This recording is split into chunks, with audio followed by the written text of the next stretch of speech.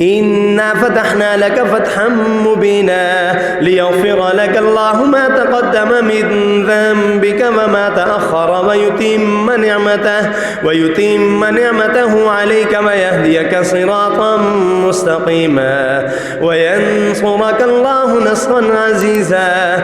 هو الذي أنزل السكينة في قلوب المؤمنين ليزدادوا إيمانا مع إيمانهم ولله جنود السماوات والأرض وكان الله عليما حكيما. ليدخل المؤمنين والمؤمنات جنات تجري من تحتها الأنهار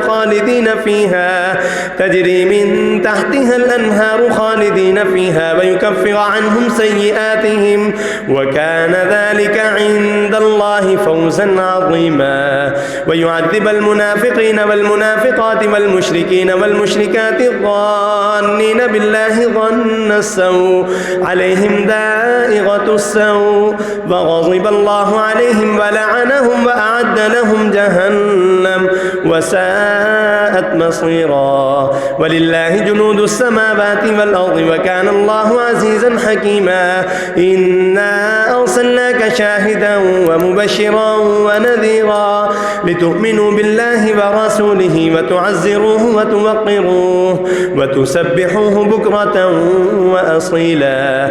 إن الذين يبايعونك إنما يبايعون الله يد الله فوق أيديهم فمن نكث فإنما ينكث على نفسه ومن أوفى بما عاهد عليه الله فسيؤتيه أجرا عظيما.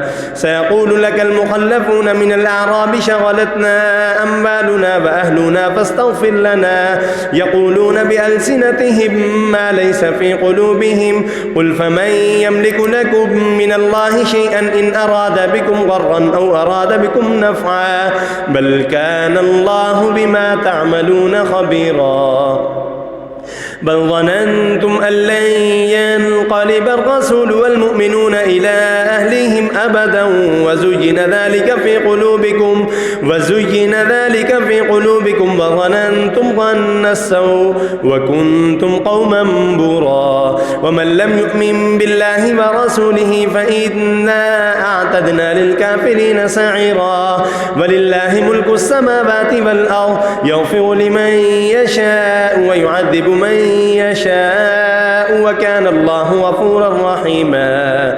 سيقول المخلفون إذا انطلقتم إلى مغانم لتأخذوها ذرونا نتبعكم يريدون أن يبدلوا كلام الله قل لن تتبعونا كذلكم قال الله من قبل فسيقولون بل تحسدوننا بل كانوا لا يفقهون إلا قليلا. قل للمخلفين من الأعراب ستدعون إلى قوم أولي بأس شديد تقاتلونهم أو يسلمون فإن تطيعوا يؤتكم الله أجرا حسنا وإن تتولوا كما توليتم من قبل يعذبكم عذابا أليما. ليس على الأعمى حرج ولا على الأعرج حرج ولا على المريض حرج ومن يطع الله ورسوله يدخله جنات تجري من تحتها الأنهار ومن يتولى يعذبه عذابا أليما.